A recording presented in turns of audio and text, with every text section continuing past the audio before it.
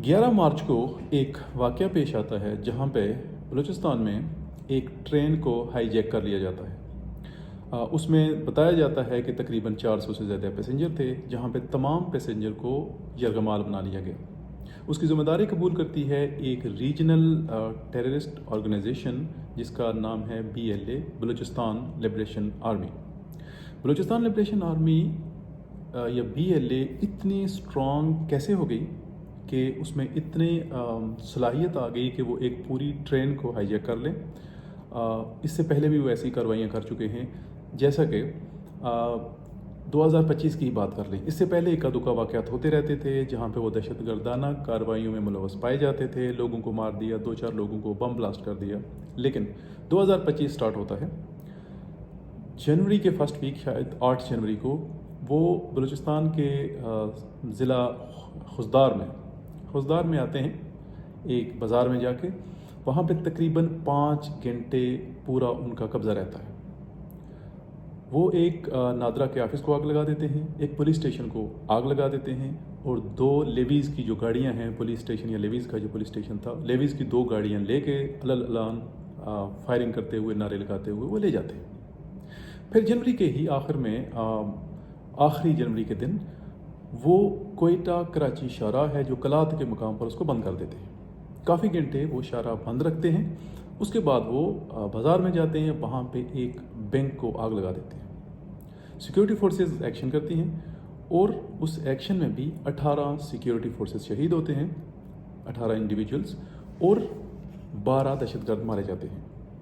ये BLA इतनी strong कैसे होगी, और अभी उनका ट्रेन का वाक़या कि वो जगहों पे कब्ज़े भी करने लगे और काफ़ी देर अपना कब्ज़ा बरकरार भी रखें और स्टेट की रिट को डायरेक्टली चैलेंज करें। ये कैसे एक अस्करियत पसंद जमात से एक ख़तरनाक दहशतगर्द जमात बन गई? इनकी फंडिंग कहाँ से होती है? कैसे इनको ह्यूमन पावर रिसोर्सेज कहाँ से मिलते हैं, कहाँ से सपोर्ट है, और उसको काउंटर करने का तरीका क्या है? स्टेट की क्या गलतियाँ रही हैं, और आगे इसको किस तरह ठीक किया जा सकता है, इसको डिस्कस करेंगे हम आज की वीडियो में। BLA की जो अभी की शेप है, ये स्टार्ट होती है 2000 में। सन 2000 में खैर बख्श मरी के बेटे बलाज मरी ने इसकी बुनियाद रखी, और 2000 से लेके 2007 तक वही इस तंजीम को चलाते रहे। इक्का दुक्का कार्रवाइयाँ होती थी, इतना नाम नहीं था। 2007 में बलाज मरी मारा जाता है, कहाँ पे? अफ़गानिस्तान में। उसके बाद अकबर बुगटी की मौत हो जाती है, वफ़ात हो जाती है, और उससे इनको सिंपैथी ज़्यादा मिल जाती है। बट अगेन ये कंसीडर किया जाता था कि BLA एक नवाबों की जमात है, या नवाबों की बनाई हुई एक अस्करियत पसंद ग्रोह है। 2017 में 2 इनके जो कमांडर हैं, सीनियर कमांडर, उनको BLA से निकाल दिया जाता है। एक है असलम बलोच उर्फ अच्छू उसको कहते हैं, और दूसरा ज़ेब बशीर। ये दोनों मिडिल क्लास से तल्लुक़ रखने वाले बंदे, बट एक्टिवली ऑपरेशनल एक्टिविटीज़ में इन्वॉल्व थे। इनको BLA से निकाल दिया गया।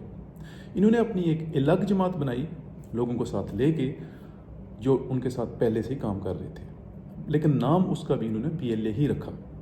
उसके बाद से स्टार्ट होती हैं जो सही, जिसे कहते हैं ना, इफ़ेक्टिव कार्रवाइयाँ उनकी तरफ से, और वो ऐसे हवा में नहीं चल रहे। उन्होंने अपनी प्रॉपर नज़्म व ज़ब्त बनाया हुआ है। 4 तकरीबन, जहाँ तक मुझे याद पड़ता है, उन्होंने ग्रोह बनाए हुए हैं। जो असलम बलोच मारा गया, अभी जो BLA है उसकी क़यादत किसके पास है? बशीर ज़ेब के पास। 4 ग्रुप उन्होंने बनाए हुए हैं। पहला है मजीद ग्रुप, जो कि सुसाइड बम्बिंग में इन्वॉल्व है। उस तरह की प्लानिंग करते हैं, और वो करते हैं लोगों को कहाँ से लाना है, उनकी मेंटली उनको किस तरह प्रिपेयर करना है, टेक्निकली उनको किस तरह प्रिपेयर करना है। दूसरा उनका है शायद अल फतेह ग्रुप या अल फतेह ब्रिगेड।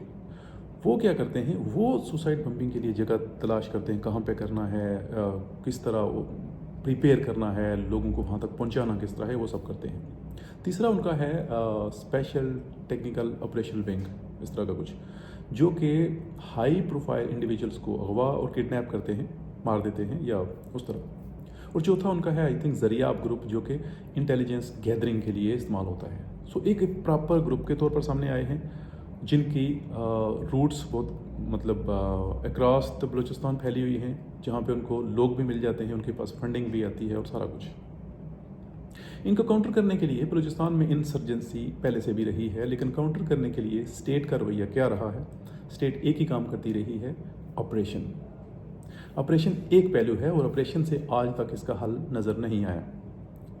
ऑपरेशन 60 में भी हुआ, 70s में भी हुआ, 80s में भी हुआ एंड पोस्ट 2000 भी ऑपरेशन हुआ मुशर्रफ के दौर में।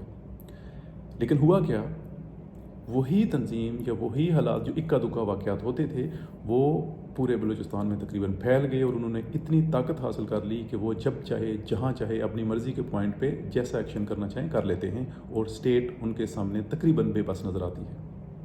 रीज़न क्या है? क्या ऑपरेशन में हमारी एक्सपर्टीज़ कम है? नो, एक्सपर्टीज़ बहुत अच्छी हैं। मसला है स्ट्रेटजी का। स्ट्रेटजिक लेवल में होता क्या है, बलूचिस्तान में एक तासर है कि महरूमियों का तासर। वो महरूमियों का तासर कैसे है? फैसले होते हैं रावलपिंडी में बैठ के, इस्लामाबाद में बैठ के। बलूचिस्तान जो आधा पाकिस्तान है रकबे के लिहाज से 50% ऑफ द टोटल कंट्री, उसके ऊपर अगर स्टेट की रिट कायम नहीं है तो बाकी आप फिर अंदाज़ा लगा सकते हैं। जब वहाँ पे बैठ के फैसले होते हैं, अभी रीसेंट चेंज का ये हिसाब लगा लें, रीसेंट जो इलेक्शन हुए हैं उसमें भी कहा यह जाता है कि रिगिंग करके जरदारी के जो पार्टी के लोग हैं उनको जितवाया गया। शाम तक दूसरे लोग जीते हुए थे और जरदारी को उसकी पार्टी को जितवाया गया। क्यों? पीपल पार्टी को या जरदारी को 2 सूबे में हुकूमत देनी थी। 2 सूबों में हुकूमत देने का मकसद ये है कि टोटल पाकिस्तान के हैं 4 सूबे, जो बजट एलोकेट होता है सूबे के हिसाब से, इसका मतलब है आधा बजट जिसकी 2 सूबे में हुकूमत होगी उनके पास जाएगा। अब आधा बजट चाहिए था जरदारी को, उन्होंने ले लिया। वो बजट खर्च कहाँ पे होता है? कोई चेक एंड बैलेंस नहीं है। ना वो सिंधियों पे खर्च होता है, ना वो कराची के लोगों पे खर्च होता है, सिचुएशन आपको पता है, ना ही वो बलूचिस्तान में खर्च होता है। वो यहाँ पे खर्च होता है जरदारी साहब की जो है ना एक किंगडम, उसको और उसकी पावर को स्ट्रेंथन रखने के लिए। उनको ये सब स्ट्रेंथन क्यों किया जाता है कि जब जिसकी एक्सटेंशन की ज़रूरत होगी वो आपको करके देंगे, वो आपको उसमें वोट देंगे। मसाइल सब यहाँ पे हैं स्ट्रेटेजिक। अब अगर देखा जाए तो ये सब जितने मनसूबाबंदी होती है, उनके पास वेपन्स आते हैं, उनकी प्लानिंग होती है, उनकी ट्रेनिंग होती है, ये कहाँ पे हो रही होती है? अगर हम कहते हैं कि बैरूनी फैक्टर इन्वॉल्व हैं, उन बैरूनी फैक्टर्स को, उस फंडिंग को रोकने के लिए हम क्या कर रहे हैं? उस सब को रोकने के लिए हमारा उसमें कंट्रीब्यूशन क्या है? बल्कि हम उसको हवा दे रहे हैं। एक ऐसी जमात जो इक्का दुक्का वाक़यात करती थी पूरे पाकिस्तान में, जहाँ उनका दिल करता है, जैसा दिल करता है वो कर देते हैं। इसका मतलब है कहीं ना कहीं हमें स्ट्रेटजी बदलनी होगी। अगर बैरूनी मुल्क से उनको सपोर्ट मिलती है तो क्यों ना बैरूनी मुल्क जो जहाँ से वो बॉर्डर क्रॉस करते हैं, जहाँ से असला लेके आते हैं, जहाँ पर बैरूनी मुल्क ट्रेनिंग के लिए जाते हैं, वहाँ पे हमारी सिक्योरिटी फोर्सेस रहें, ना कि अंदरून मुल्क या अंदरून सूबा जहाँ पे कंटोलमेंट होंगे, कैंट होंगे, जहाँ पे DHA होंगे, बाकी सब कुछ होगा। अंदरून सूबा जो चीज़ें हैं वो सूबे के लोगों को ही दी जाएं अगर, तो वो इसको बेहतर तरीके से हैंडल कर सकते हैं। जो बजट आप जरदारी को देते हैं उसकी हुकूमत बना के, वो बजट अगर वहाँ के लोगों को दिया जाए तो वहाँ ना तो उनको मैन पावर मिलेगी क्योंकि लोगों की ज़रूरियात पूरी हो रही होंगी, लोगों को में एहसास महरूमी जो है वो नहीं होगा।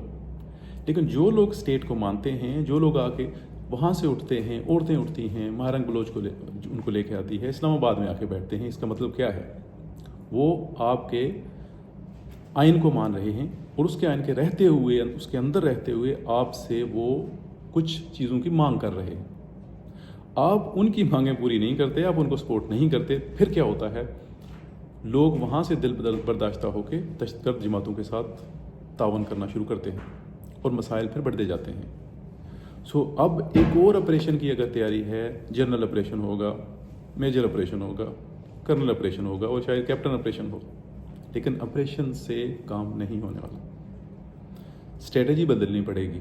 अगर यही स्ट्रेटजी रही तो जिस तरह 25 सालों में कम होने के बजाय ऑपरेशन के नतीजे में ये बड़े हैं, इसी तरह फर्दर बढ़ते जाएंगे और नतीजा इसका बहुत ही ख़तरनाक निकल सकता है। बिकॉज हम सबको पता है कि यहाँ इंटरनेशनल फैक्टर्स भी इन्वॉल्व हैं।